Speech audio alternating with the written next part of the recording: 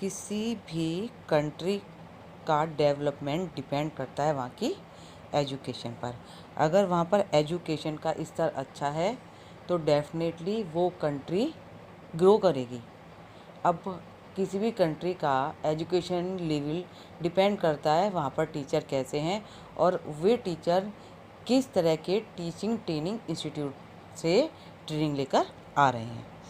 अगर संस्थाएं अच्छा वर्क करेंगी तो निश्चित रूप से जो आपके ट्रेन टीचर होंगे वो आपके बहुत ही ज़्यादा एक्सपीरियंस्ड होंगे और स्किल्ड होंगे, क्योंकि वो टीचिंग ट्रेनिंग के दौरान वो सारी स्किल सीख लेंगे जिससे कि वो स्टूडेंट्स को समझा सकें। किसी भी कंट्री में कुछ नेशनल लेवल की संस्थाएं होती हैं और कुछ स्टेट लेवल की संस्थाएं होती हैं जो कि टीचर एजुकेशन की क्वालिटी को बढ़ाने में अपने अपने सुझाव देती हैं और उनकी संस्थाओं की हेल्प भी करती हैं। उसी तरह आपकी एक संस्था है NCERT यानी national council of educational research and training. ये एक ऑटोनॉमस संस्था है, स्वायत्त शासन के नियम कानून ये सारे अपने आप बनाती है। ऑल ओवर इंडिया जो भी है NCERT की जो भी करिकुलम है वो लागू किया जाता है। इसका जो NCERT संस्था थी इसका सोसाइटी रजिस्ट्रेशन एक्ट 1960 के तहत 1 सितंबर 1961 ईस्वी को इसकी स्थापना हुई थी और इसका मुख्यालय नई दिल्ली में है। वर्तमान में जो इसके निर्देशक हैं वो प्रोफेसर कृष्ण कुमार हैं। 2004 से प्रोफेसर कृष्ण कुमार NCERT के डायरेक्टर हैं और NCERT नेशनल लेवल की एक संस्था है, लेकिन जो इसका मुख्य काम है वो काम है स्कूल एजुकेशन तथा एजुकेशन में क्वालिटेटिव इम्प्रूवमेंट लाना। अब क्योंकि इसका स्कूल लेवल पर कार्य ज़्यादा है तो इस परिषद ने या इस काउंसिल ने टीचर एजुकेशन तथा स्कूल एजुकेशन कैसी हो या उसमें सुधार कैसे कर सकते हैं उसके लिए कुछ कार्य किए।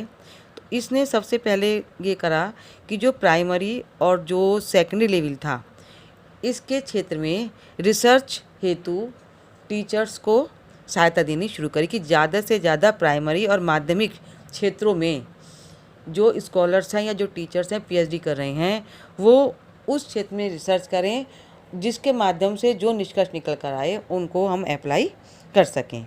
दूसरा, एडवांस लेवल पर प्री सर्विस और इन सर्विस शिक्षकों के प्रशिक्षण की व्यवस्था, इनके जो आपका अग्रिम स्तर है उस पर जो स्टूडेंट प्री सर्विस में है यानी कि अभी टीचिंग लाइन में नहीं आए हैं और इन सर्विस जो अनट्रेंड है पर टीचिंग लाइन में हैं उन लोगों को प्रशिक्षण की व्यवस्था कैसे दी जाए, उसके लिए क्या क्या कोर्सेज चलाए जाएं ताकि वो टीचर बदलते हुए समय के साथ अपने को अपडेट कर पाएँ। इसका एक सुझाव ये भी था कि जो नई नई टेक्निक्स और जितने नए नए टीचिंग लाइन में इनोवेशन हो रहे हैं उन इनोवेशन को एक तो टीचर सीखे और इसके अतिरिक्त भारतीय परिस्थितियों में हम किस नए इनोवेशन का डेवलपमेंट कर सकते हैं उनको डेवलप करें। ये संभव था अगर इस क्षेत्र में रिसर्च किया जाए। ये इसके अतिरिक्त ये यूनिसेफ, UNDP, UNFPA ये जो इंटरनेशनल ऑर्गेनाइजेशन हैं इनके साथ भी NCERT कोऑर्डिनेशन बनाकर रखती है ताकि जो इंटरनेशनल लेवल पर जो भी आपके शैक्षिक कार्यक्रम चलते हैं उन कार्यक्रमों को ध्यान में रखते हुए अपने यहाँ का जो करिकुलम है उसको इम्प्रूवमेंट कर सके। और जो यूनेस्को है और Asia Pacific program of education innovation के लिए एकेडमिक सेक्रेटेरिएट के रूप में सेवा देने का काम भी आपका NCERT करता है। तो NCERT का जो रोल बहुत बड़ा है क्योंकि जो आपकी हायर एजुकेशन डिपेंड करती है किसी भी देश की प्राइमरी एजुकेशन कैसी है और प्राइमरी एजुकेशन के बाद उसकी सेकेंडरी एजुकेशन कैसी है। अगर प्राइमरी एजुकेशन और आपकी सेकेंडरी एजुकेशन यानी कि जिसे हम बेस बोल रहे हैं वो बेस अच्छा होगा तो डेफिनेटली जो हायर एजुकेशन में जो भी प्रॉब्लम्स आ रही हैं स्टूडेंट से रिलेटेड और टीचर से रिलेटेड उन प्रॉब्लम्स को हम आसानी से दूर कर सकते हैं। अब इस काउंसिल की बहुत सारे कंस्टिट्यूट यूनिट्स हैं जो कि इसके साथ मिलकर काम करती हैं। एक है आपकी NIE यानी कि नेशनल इंस्टीट्यूट ऑफ एजुकेशन, इसका जो मुख्यालय है वो न्यू दिल्ली में है। और एनसीईआरटी ने 4 रीजनल इंस्टीट्यूट स्थापित किए थे अजमेर, मैसूर, भुवनेश्वर और भोपाल में। यानी कि ये जो हमारे भारत के चारों कोने, साउथ है, नॉर्थ है, ईस्ट है, वेस्ट है, चारों जगह एक क्षेत्रीय एजुकेशनल इंस्टीट्यूट स्थापित कर दिया ताकि ये रीजनल इंस्टीट्यूट वहाँ पर रहकर अपने क्षेत्र में जो भी टीचर एजुकेशन से रिलेटेड प्रॉब्लम्स हैं उनको दूर कर पाए और समय समय पर उनको सुझाव भी दे पाए कि वो किस तरह अपने यहाँ पर सुधार ला सकते हैं। और सबसे मेन बात है कि जो 4 रीजनल हैं यहाँ पर 4 इयर्स बीएड कार्यक्रम ही चलता है।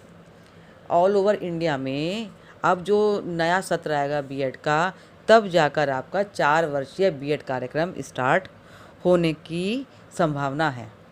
जबकि ये जो चारों क्षेत्रीय इंस्टीट्यूट हैं यहाँ पर जब से स्थापित हुए हैं तब से ही 4 वर्षीय बीएड कार्यक्रम चल रहा है और 2 वर्षीय एमएड कार्यक्रम चल रहा है।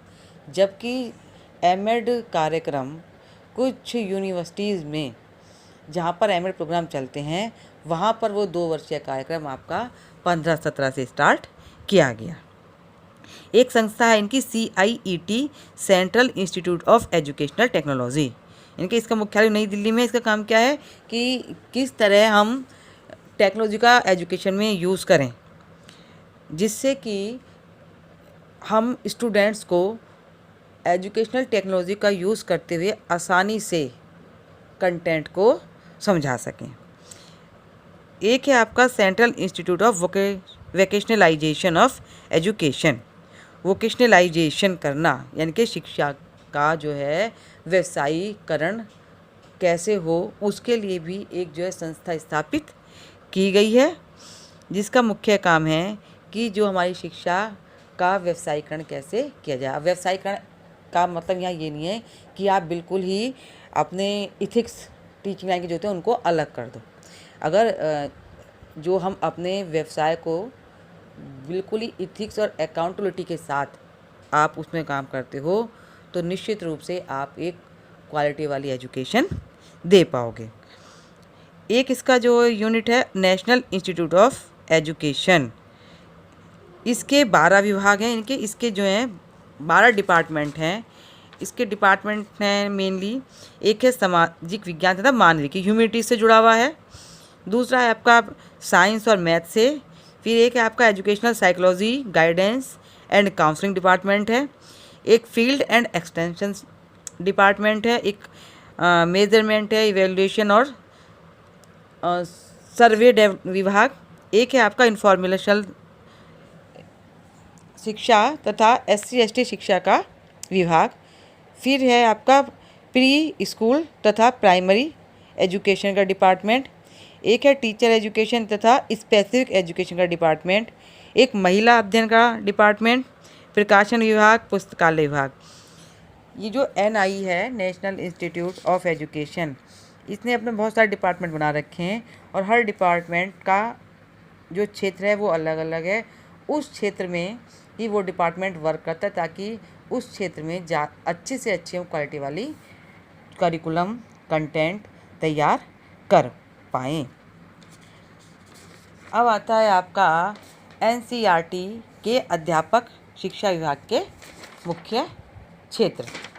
जो NCERT है इसके जो हैं टीचर एजुकेशन के जो मुख्य क्षेत्र हैं, मेनली NCERT करिकुलम का निर्माण करता है। वर्तमान में जो भी CBSE बोर्ड है उस बोर्ड में भी NCERT बुक चलती है और UP बोर्ड में भी NCERT की बुक चलती है। सिर्फ अंतर ये है कि CBSE बुक और NCERT बुक सेम है। तो जो CBSE में NCERT की बुक चली हुई हैं उन बुक को एज इट इज़ हिंदी में ट्रांसलेट करके UP बोर्ड में भी लगा दिया गया है। तो टीचर ट्रेनिंग या टीचिंग इंस्टीट्यूट या टीचिंग डिपार्टमेंट में इसके क्या काम है। एक तो है इसका प्राइमरी लेवल के अध्यापक शिक्षा के कौशल पर आधारित पाठ्यक्रम। ये ध्यान रखना होता है कि प्राइमरी लेवल के टीचर में क्या क्या स्किल होती हैं, उस स्किल के आधार पर हम करिकुलम तैयार करते हैं और टीचर की स्किल के साथ साथ मेनली बच्चे की आईक्यू का ध्यान रखा जाता है कि उसकी आईक्यू लेवल कैसा है, और प्राइमरी लेवल की एज में बालक किस तरह की चीज़ों को आसानी से सीख सकता है। दूसरा है प्राथमिक तथा माध्यमिक स्तर के लिए विद्यालय हेड बुक विभाग। इनकी जो प्राइमरी और माध्यमिक लेवल के स्कूल हैं उनके लिए एक बुक डिपार्टमेंट खोल रखा है, जहाँ पर कि सभी विषयों की बुक में जो है समय समय पर सुधार होता रहता है और वहीं से बुक आपकी पब्लिश होती हैं। एक अध्यापक शिक्षा के प्रवेश प्रक्रिया हेतु विभाग, जो NCERT है, इसमें भी टीचर ट्रेनिंग के कैसे एंट्रेंस होगा, क्या उनका एंट्रेंस प्रोसेस है, इसका एक अलग डिपार्टमेंट है। और समय समय पर NCERT में भी वैकेंसी निकलती रहती हैं, जहाँ पर कि जो स्टूडेंट है उसमें एडमिशन ले सकता है। और कुछ तो B.Ed के बाद की भी प्रोग्राम होते हैं कि उन प्रोग्राम को करने के लिए टीचर उसमें एडमिशन ले सकता है। और अध्ययन सामग्री विभाग, मटेरियल कैसा हो, जो हम स्टूडेंट्स को पढ़ाएंगे वो मटेरियल की क्वालिटी कैसी हो, क्या वो मटेरियल हमारी स्थानीय है और जो अंतर्राष्ट्रीय स्तर पर जो भी चेंजेस आ रहे हैं उसके अनुकूल है या नहीं है। तो NCERT पूरा मटेरियल आपके बुक के फॉर्म में प्रोवाइड कराता है। हर स्तर के लिए आपका ये बुक प्रोवाइड कराता है, मटेरियल प्रोवाइड कराता है। और इस चीज़ का ध्यान रखा जाता है कि जो भी टीचर है उस कंटेंट को बच्चों के मेंटल एबिलिटी के अकॉर्डिंग पढ़ाए। तो NCERT इसकी बहुत ही महत्वपूर्ण भूमिका है एक नेशनल लेवल के रूप में, और ये अपनी भूमिका को निभाने का पूर्णतः प्रयास कर रहा है कि किस तरह हम अपनी एजुकेशन को सुधार पाएँ। अगर हमने अपने बच्चों की एजुकेशन को सुधार दिया तो निश्चित रूप से जो आपके हायर स्टडीज़ के लिए स्टूडेंट्स जाते हैं उन स्टूडेंट्स को पढ़ाने में टीचर को कोई भी परेशानी नहीं होगी, क्योंकि जो हायर लेवल है वहाँ पर आपकी रिफ्लेक्टिव थिंकिंग आ जाती है। और रिफ्लेक्टिव थिंकिंग आप तभी उसका यूज़ कर सकते हो जब आप अपनी अंडरस्टैंडिंग थिंकिंग को पूर्ण रूप से 12th तक उसका यूज़ कर पाए हो। तो ये था आपका NCERT। और नेक्स्ट लेक्चर में मैं आपको ICSR और CSE जो हैं नेशनल की संस्था है उसके बारे में समझाने का प्रयास करूँगी।